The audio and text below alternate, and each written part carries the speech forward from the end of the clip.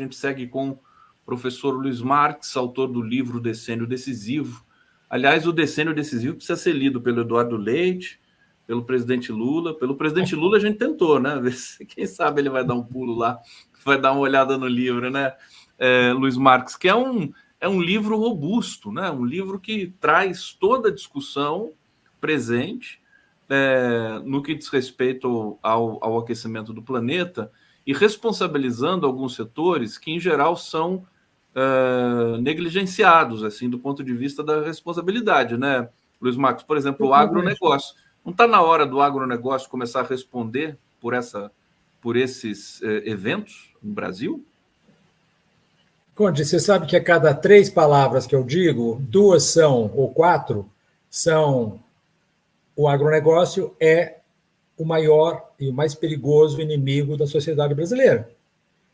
Quando se trata de todo esse dossiê, não é apenas a questão climática, mas também a questão da poluição, por causa dos agrotóxicos que eles usam, a quantidade gigantesca de fertilizantes químicos que também fazem enorme mal ao meio ambiente e aos seres humanos.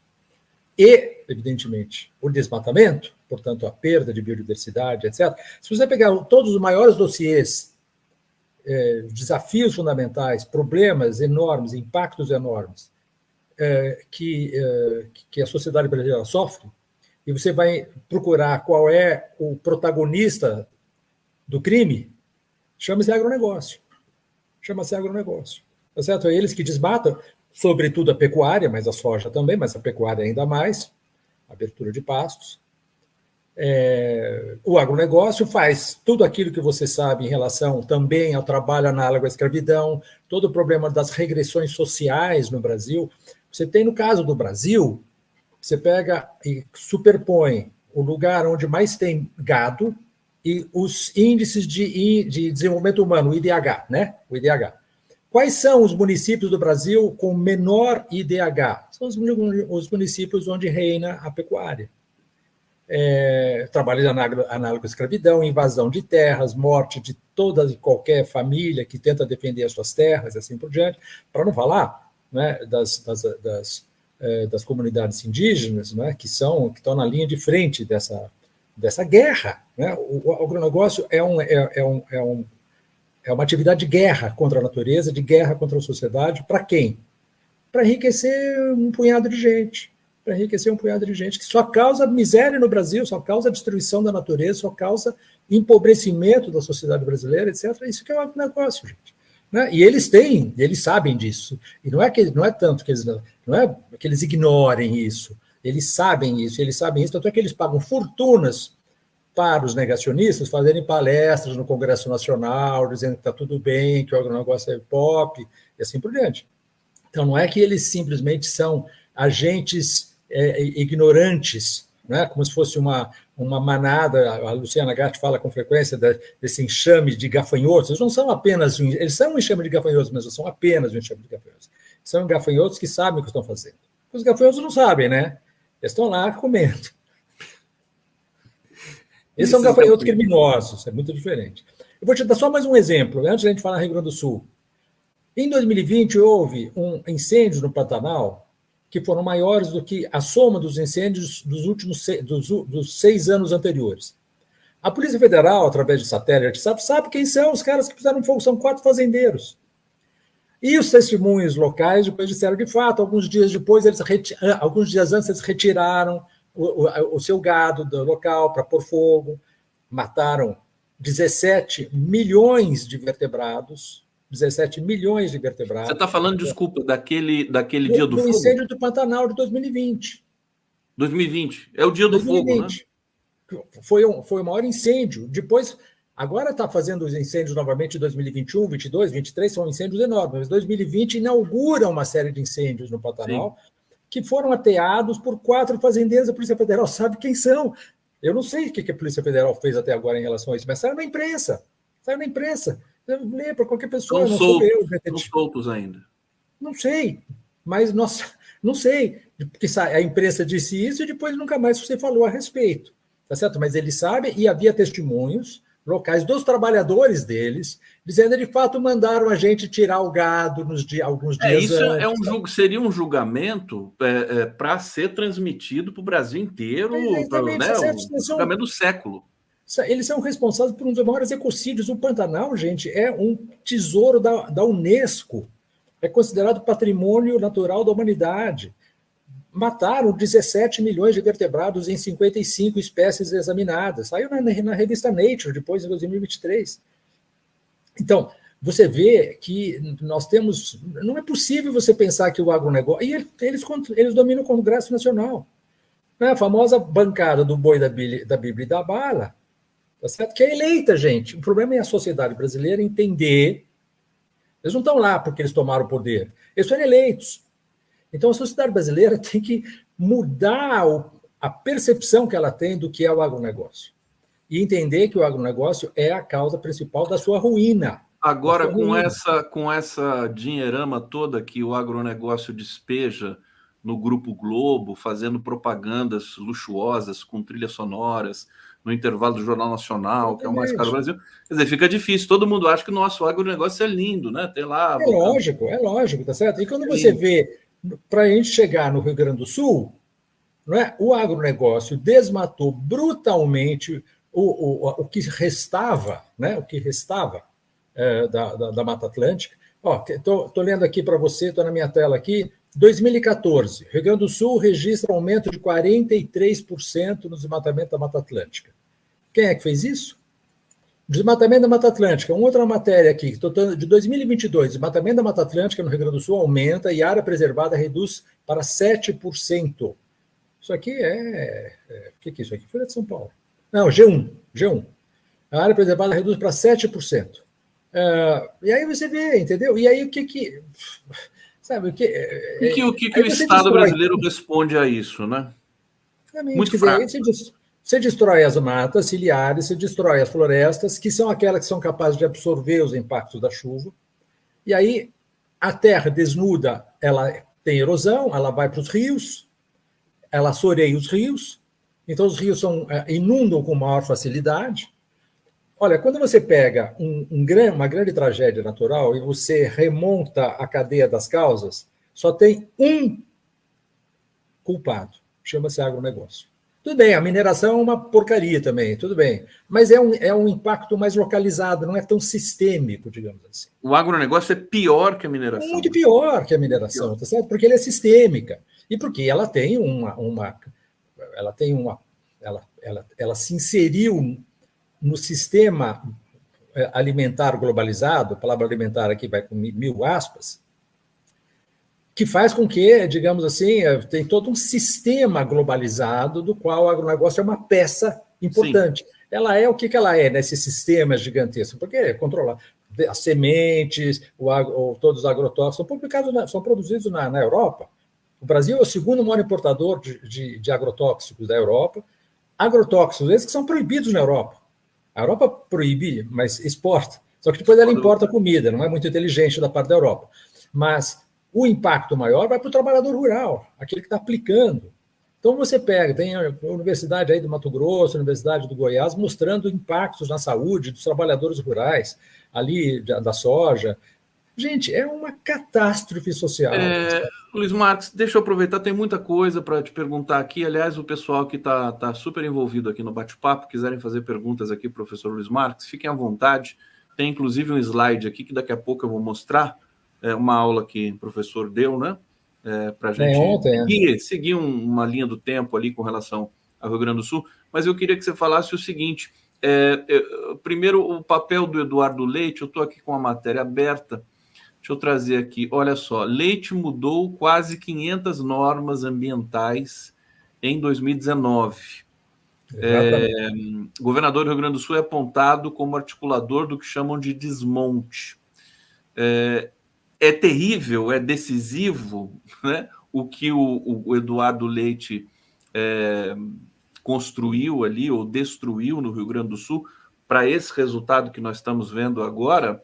Ele está fazendo um papel, ele está ali na frente da televisão, falando e tudo mais, posando como uma espécie até de salvador, mas a história é um pouco diferente. Queria que você falasse um pouquinho para a gente sobre isso, porque eu sei que você se debruçou sobre essa questão, não? Gustavo, saiu no UOL no dia 7 de maio, tá?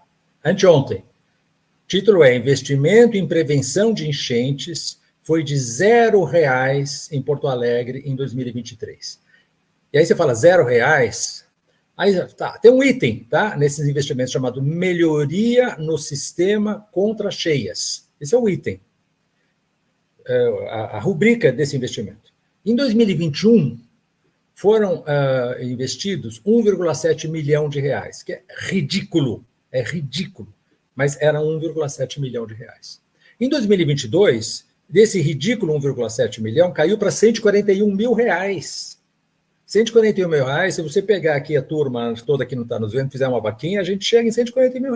Isso é que o Estado investiu em melhoria no sistema contra cheias. E em 2023, R$ 0. Tá certo? R$ 0.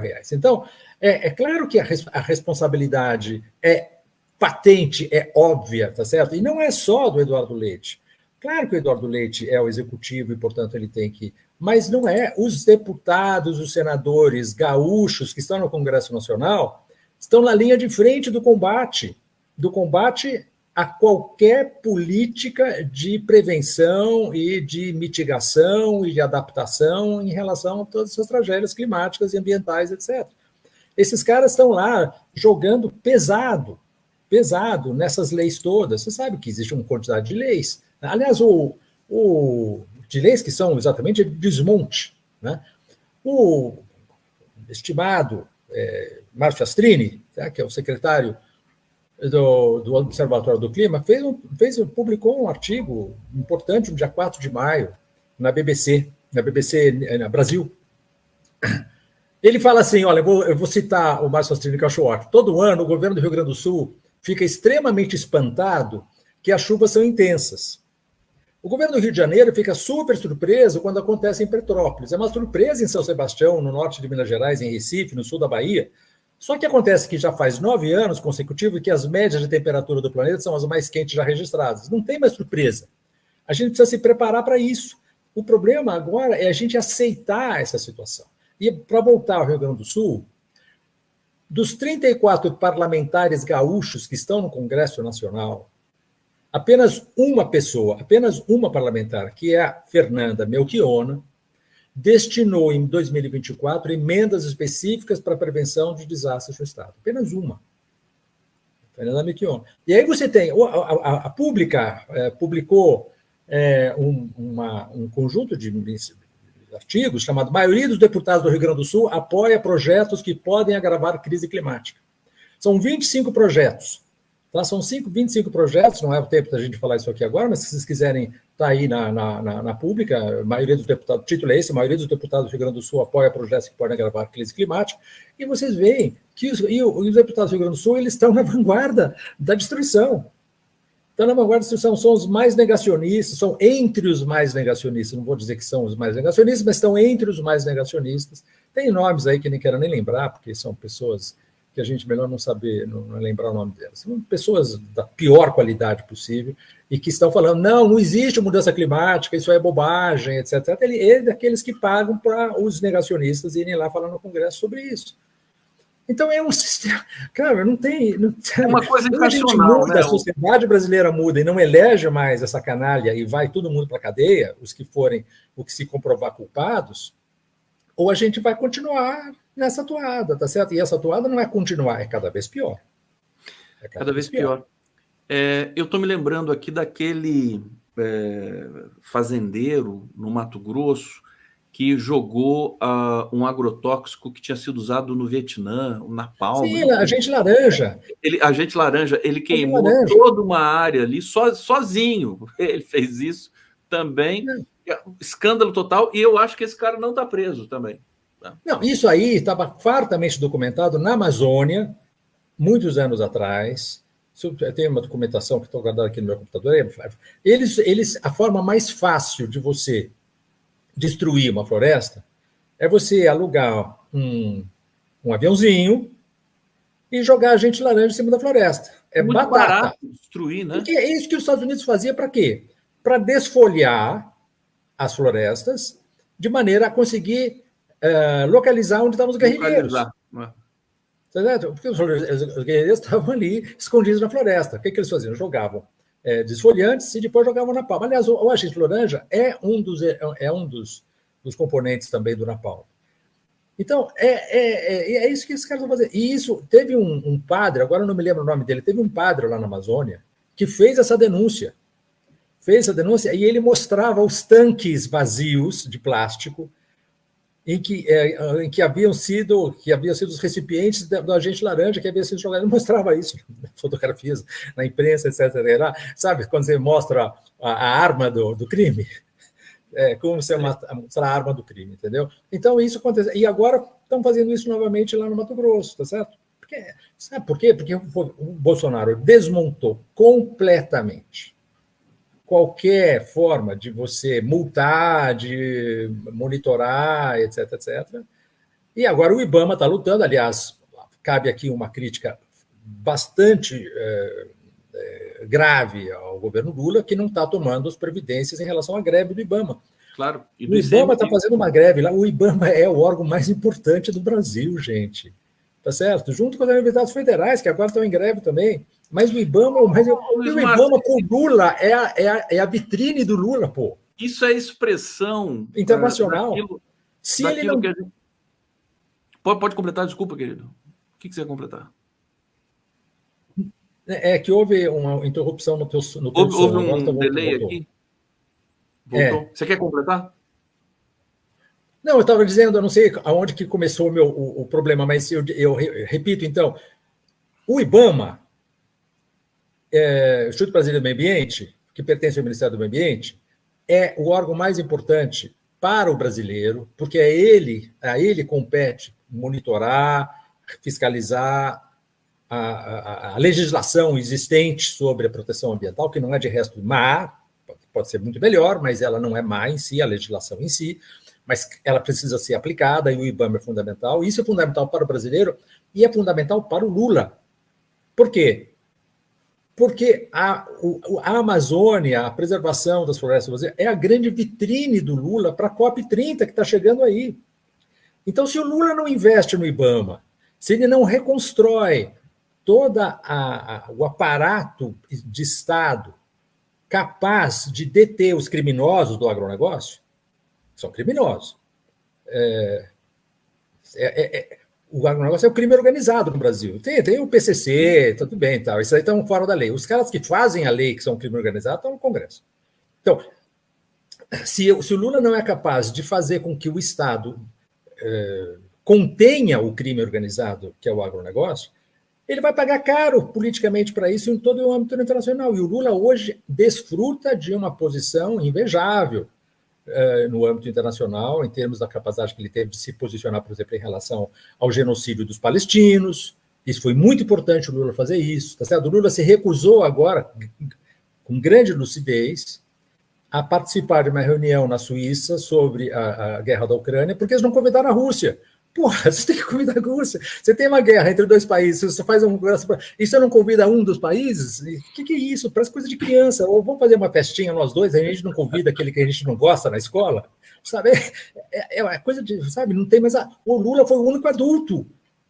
Foi o único adulto na sala que falou o seguinte: não, você tem que convidar um dos interessados no assunto. O Lula tem tomado atitudes bacanas, tá certo? Mas agora, na questão ambiental, ele está pisando na bola. Luiz Marcos, vamos voltar um pouquinho para a cena estritamente brasileira, no sentido... Bom, você fala, a gente só deu uma leve passagem ali por essa questão da Ucrânia, mas isso, para mim, é um pouco a expressão dessa desarticulação do governo federal. Né? Por exemplo, não valorizar o IBAMA, não levar toda a energia, né, toda a atenção para esse órgão. Tem o ICMBio também. Exatamente. E como é que você está acompanhando agora com a crise no Sul, né, o caos no Rio Grande do Sul? O debate está sendo feito, na sua avaliação, corretamente? Assim, as falas dos ministros, a mobilização que o Lula fez dos ministros, ou ainda tem um certo resquício também de uma desorganização geral? Eu não sei que impressão que você teve né, nas iniciativas do Lula, que a princípio a gente sempre exalta, mas não está faltando alguma coisa, digamos assim, para que esse processo seja melhor discutido na sociedade brasileira? Aproveitar o embalo, né, Luiz Marcos? É uma chance grande agora da gente mudar o patamar das questões climáticas no Brasil. Não, então, eu acho que se você compara o Lula, então, com aquilo que o Bolsonaro fez quando houve aquelas enchentes na Bahia, que ele simplesmente ficou brincando de jet ski, no Rio de Janeiro, dizendo dane-se, não sei o quê. Então, o Lula é um estadista. Aí foi um estadista. O cara entendeu que havia uma situação de urgência, chamou ele, mas acho que 13 ministros, não me lembro bem, um número apreciável de ministros, foram para lá, foi lá se solidarizar com o Eduardo Leite, dizer, olha, nós estamos aqui, poder federal, nós somos de famílias políticas distintas, mas, diante dessa situação, não existe diferença na solidariedade, o Estado brasileiro vai se empenhar, e se empenhou já em relação... Então, o Lula está reagindo, a meu ver, eu estou acompanhando aqui pela imprensa, não sou uma pessoa que está dentro, não estou na frente de trabalho, tá certo? Mas o que a imprensa corporativa, que em geral é contra o Lula, está mostrando, é uma mobilização correta do ponto de vista da ação imediata. Paulo Pimenta está trabalhando, que nem sempre parece muito caso, mas está trabalhando. Paulo Pimenta agora se encaixou agora. Se encaixou, tá certo? Ele está ativo, ele está, né? Então eu acho que o governo Lula, o seu governo, está no lugar em que ele tem que estar. Isso eu acho que é inegável. Você sabe que eu não sou um fã de carteirinha do Lula, mas eu acho que aí é aplausos imediatos. Agora, claro, você tem que, quando o cara fala na hora de politizar, eu até entendo que ele fala, não, agora tem que salvar o cara que está lá no telhado. Tá certo? Tá ótimo, tá bem. Tem que salvar o cara que está no telhado. Temos aí já 107 mortos confirmados, acho que é isso o número de hoje.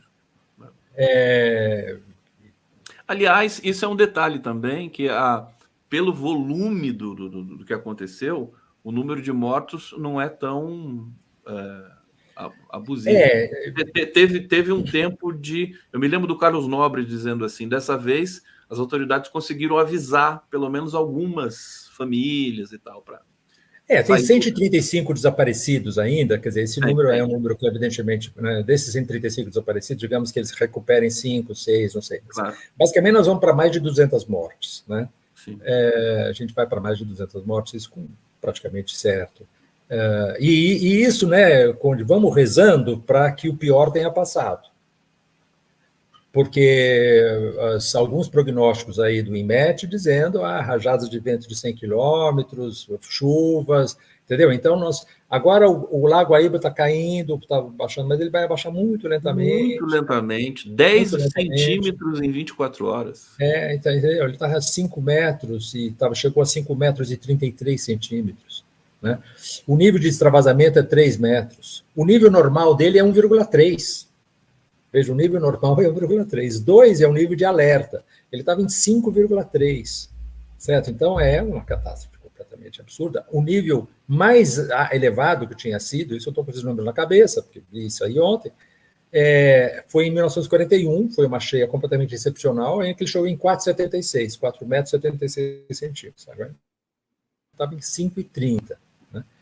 Então, agora está baixando, tal, vamos esperar que haja agora um amainamento do tempo, etc, etc. Mas não tá garantido isso, né? Não está garantido isso, não. Mas vamos esperar que sim, aí você vai ter, então, uma situação... Agora, quem não está na linha de frente, que é você e eu, e todo mundo que está aqui, talvez nos ouvindo, a maior parte, tem que, além de se solidarizar, mandar uma grana, mandar mantimento, etc, etc, isso é um departamento. O departamento é refletir a respeito, tá certo? Como você está dizendo, é uma oportunidade importante para a gente agora entender o processo, tentar entender o processo. E, olha, nós sabemos, 2013, primeiro painel de avaliação nacional, relatório de avaliação nacional, RAM número 1, do painel brasileiro de mudanças climáticas. O que eles falavam naquele painel? 2013, foi atualizado em 2016. Dizia que haveria um aumento das chuvas no Rio Grande do Sul, nos Pampas, em todo aquele bioma. um aumento que iria, ao longo do século, bater em 40% ou mais. 10%, depois 20%, depois 40%, e aumentando cada vez mais. O próprio o Carlos Nobre, recentemente, numa entrevista que ele deu, agora, 2, 3 dias atrás, dizendo: nós já sabíamos isso, o que nos surpreendeu foi o fato disso ter acontecido tão repentinamente, tão aquém das nossas expectativas, tão mais cedo do que se esperava nos modelos de clima. Mas é isso que está acontecendo no mundo todo. A situação é de uma antecipação daquilo que era previsto. Mas era previsto. E porque era previsto, era necessário que a gente tomasse as devidas providências. Luiz Marcos, tem um dado aqui que é impressionante, da pesquisa Quest, dizendo que 99%, estou achando até muito... É difícil ter 99% em alguma pesquisa, mas está aqui, né? Publicado. 99% acreditam que tragédia no Rio Grande do Sul está ligada a mudanças climáticas. E aí acende um sinal de alerta, outro, que é o seguinte: você colocar na conta das mudanças climáticas também começa a virar um coringa, né? Fala, não, isso é mudança climática. Não sei o que. Fica uma espécie de escudo para verdadeira ação que as autoridades possam ter. O que você acha, por exemplo, que a impressão que dá é que as pessoas estão se dando mais conta de que existe um processo de aquecimento do planeta e tudo mais. Isso está saindo daquela zona estranha, movediça, que a população acha que não, isso é mentira, o negacionismo e tudo mais. Como é que você vê essa questão? Eu quero que você me mande depois essa pesquisa aí da Quest, porque realmente... Quer dizer que sobrou só 1% de bolsonarista? Pois é. Deixa eu pegar aqui. Olha só. Mas acho uma ótima notícia, né? De repente é isso mesmo. Vai ver que... Deixa eu ler lá um trechinho aqui para você. Aponta que 99% dos entrevistados acreditam que as enchentes no Rio Grande do Sul possuem ligação com mudanças climáticas. Para 64%, as mudanças climáticas têm ligação total, 30% em partes, 5% um pouco e 1% afirma que não tem ligação nenhuma. Quer dizer, também a oferta no cardápio ali da pesquisa, né? Quer dizer, aquela coisa assim, né? Sim ou mais ou menos, né? Sabe aquela coisa? Acho que diante do impacto, o bolsonarista que não é raiz, fala, não, pode ser que seja, tal.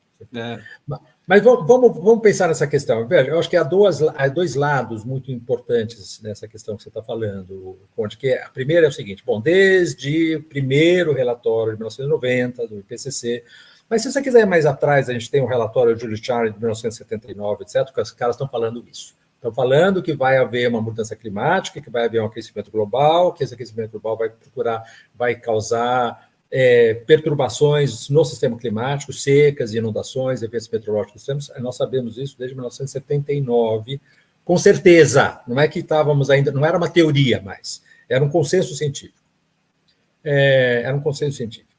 Aí, bom, recentemente se criou um grupo de trabalho muito interessante que se chama Ciência da Atribuição. A ciência da atribuição diz o seguinte: bom, dado uma seca que aconteceu numa certa região do planeta, ou uma inundação, ou algo desse gênero, o que eles estão pesquisando? O que essa ciência diz?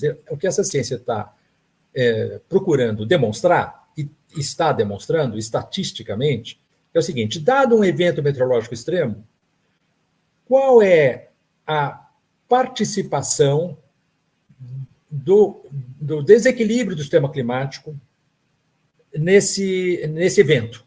Então, ele pode dizer, bom, aí qual é um dos métodos que ele fala? Bom, se não houvesse a mudança climática, qual era a chance dessa questão acontecer?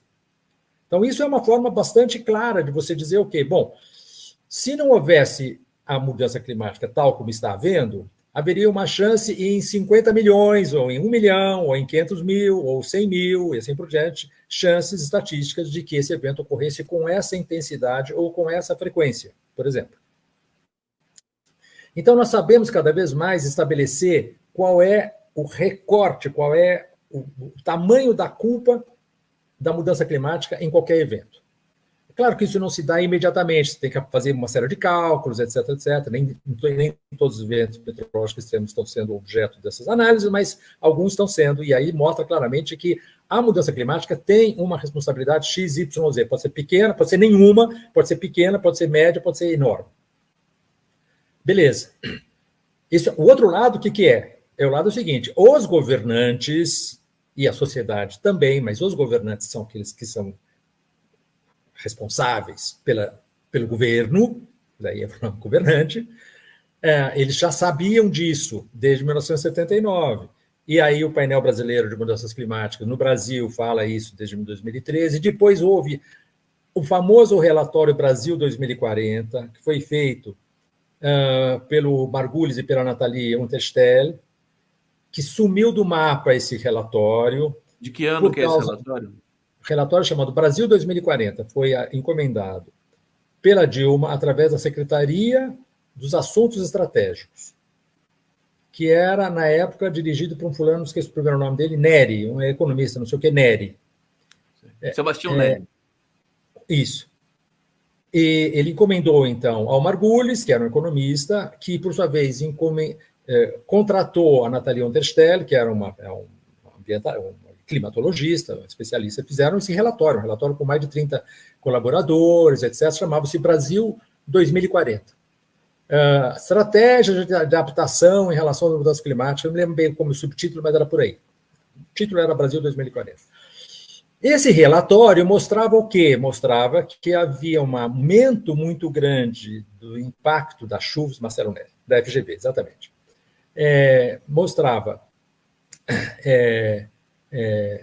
Mostrava claramente que havia um aumento das chuvas, isso em 2015, esse relatório, hein? Aumento das chuvas prevista para o Rio Grande do Sul e uma diminuição das chuvas no norte, que que comprometia a construção de Belo Monte. Razão pela qual esse relatório... Aí a Dilma demitiu o Marcelo Neri, nomeou o Mangabeira Unger como secretário da Secretaria, diretor da Secretaria de Assuntos Estratégicos, que demitiu imediatamente os dois, o Margulis e a Unterstell, e engavetou esse projeto. Engavetou completamente. E eu me lembro, o Mangabeira Unger escreveu um livrinho, me lembro que comprei esse livrinho, eu tenho aqui hoje em casa, esse livrinho aqui, me lembro desse livrinho, que dizia, não, a Marina Silva não entende nada sobre a Amazônia é muito mais importante que uma floresta, blá, blá, blá, blá, blá, blá. Ele era, claramente, foi um dos responsáveis pela saída. Isso na época do Lula, depois, novamente, ele foi chamado na Dilma em 2015. Então, nós sabíamos isso em 2013, nós sabíamos isso em 2015, e nós sabíamos isso quando o Carlos Nobre publicou, junto com o Marengo e o Wagner Soares, se me lembro bem o terceiro nome, publicou um livro chamado Climate Change Risks in Brazil, né? Riscos das mudanças climáticas no Brasil, publicou em inglês pela Springer em 2019, e onde mostrava muito claramente isso. De novo, então você tem 3 dossiês científicos fortes que os governantes leram? Não leram.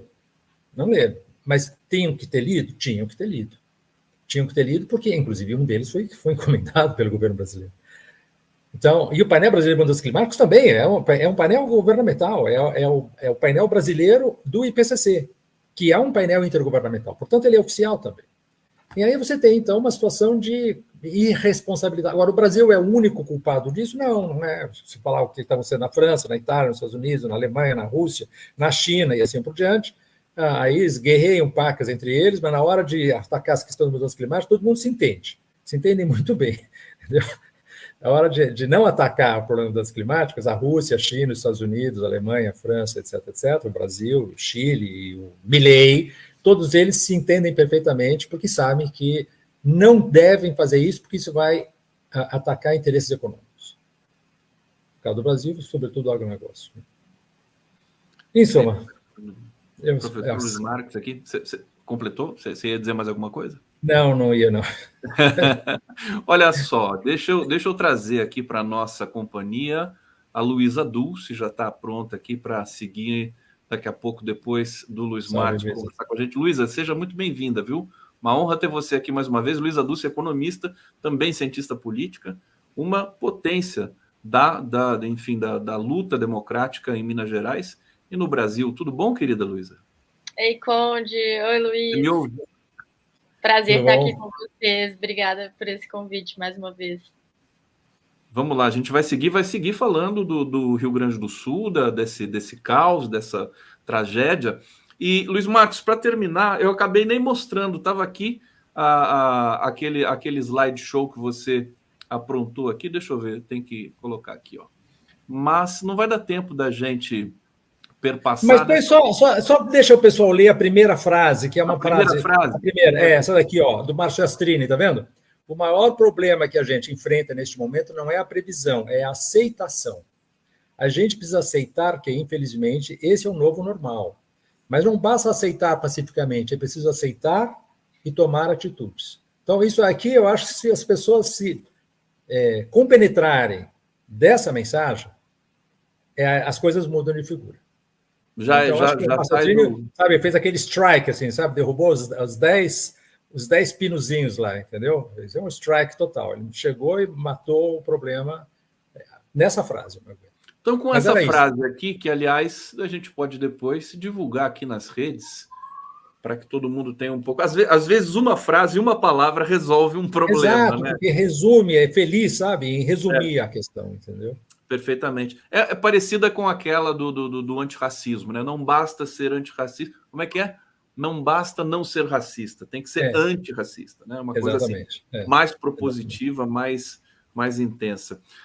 Luiz Marques, obrigado, viu? Mais uma vez, gente, muito obrigado. Vou seguir aqui a Luísa no que ela tem a falar aqui, mas agora por online. E grande abraço, Gustavo, é sempre um enorme prazer falar com vocês e vamos nos solidarizar com o pessoal lá gaúcho, que está necessitado à beça disso, mas, além de nos solidarizar, também começar a tomar atitudes políticas de responsabilização do Congresso Nacional e do Executivo gaúcho, a começar pelo Eduardo Leite, mas não apenas.